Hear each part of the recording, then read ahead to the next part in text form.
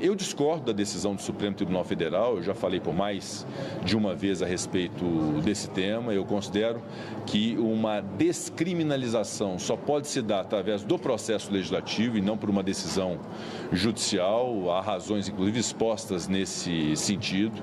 Essa questão das drogas e da descriminalização das drogas é uma ideia que é suscitada em diversas partes do mundo, mas há um caminho próprio para se percorrer nessa discussão, que é o processo legislativo, a própria consideração de determinadas substâncias como substâncias entorpecentes ilícitas, ou seja, há um critério técnico para se dizer se uma substância deve ser considerada um entorpecente ilícito ou não, e há um rol nesse sentido estipulado pela administração pública através da Anvisa, assim como há uma lei que disciplina que substâncias ilícitas entorpecentes, quaisquer que sejam elas, quem as porta tem uma consequência jurídica, se porta para consumo há uma consequência leve e quem porta para tráfico uma consequência grave. Então há uma lógica jurídica, política, racional em relação a isso, que na minha opinião não pode ser quebrada por uma decisão judicial que destaque uma determinada substância entorpecente, invadindo a competência técnica que é própria da Anvisa e invadindo a competência legislativa que é própria do Congresso Nacional. Então é basicamente isso. Eu acho que a discussão sobre legalização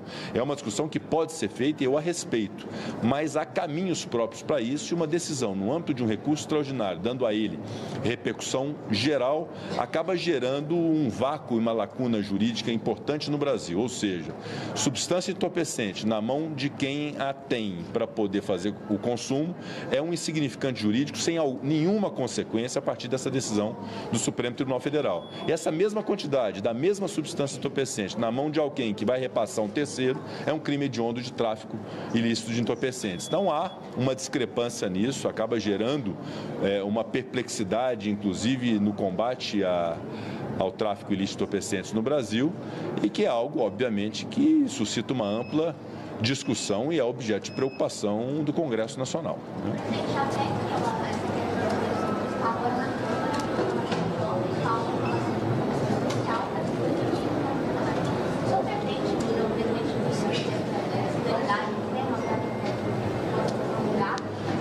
O Senado Federal fez sua parte em relação a isso, foi apresentada uma proposta de emenda à Constituição, que é uma proposta que absolutamente ela não inova, ela busca disciplinar a política antidrogas no Brasil da forma como está, sem a ruptura de uma descriminalização a partir de uma decisão judicial.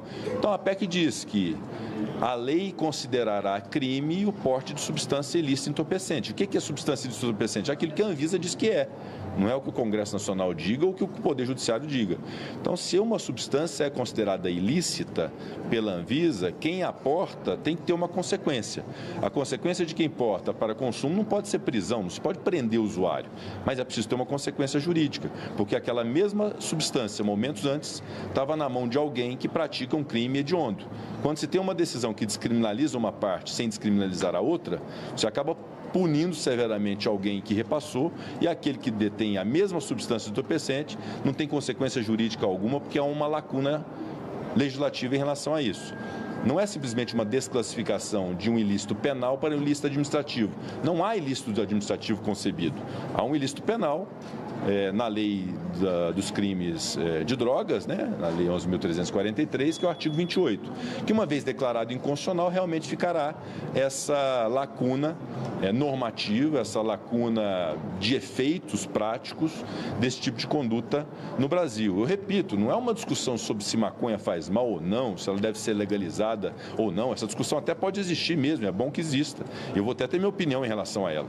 Mas é uma discussão de método e de forma. Quando se descriminaliza uma conduta que é típica e criminalizada pelo Poder Legislativo, isso se dá numa decisão judicial, isso gera realmente uma distorção grande no ordenamento jurídico e no próprio combate a esse tipo de crime no Brasil.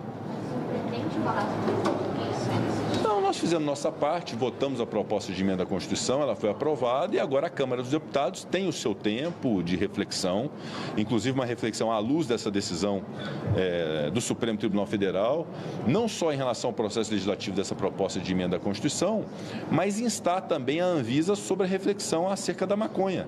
Se o Supremo assim decide, a Anvisa tem a maconha no rol das substâncias ilícitas entorpecentes, juntamente com outras tantas, né? Então, como é que fica essa questão a partir dessa decisão do Supremo Tribunal Federal. O que eu acho inusitado é que depois de 35 anos de vigência da Constituição Federal, agora se aponte uma inconstitucionalidade no artigo 28, que inclusive coibiu a existência de droga no Brasil durante muito tempo, né? Então, tudo isso vai ter que ser objeto de um amplo debate, de um amadurecimento, inclusive com a sociedade, mas que isso não represente, de fato, eu espero, um libera geral em relação à maconha ou qualquer tipo de droga, porque, de fato, continua a deficiência. Ainda que se descriminalize a conduta de quem porta para consumo, a lógica é aquele que porta para consumo necessariamente é um defeito que nós vamos precisar corrigir em algum momento. Presidente, a CCJ aprovou recentemente no placar pilotado, um projeto bem polêmico também, que já foi feito desde a década de 90 aqui, trata dos cassinos, dos bingos, enfim.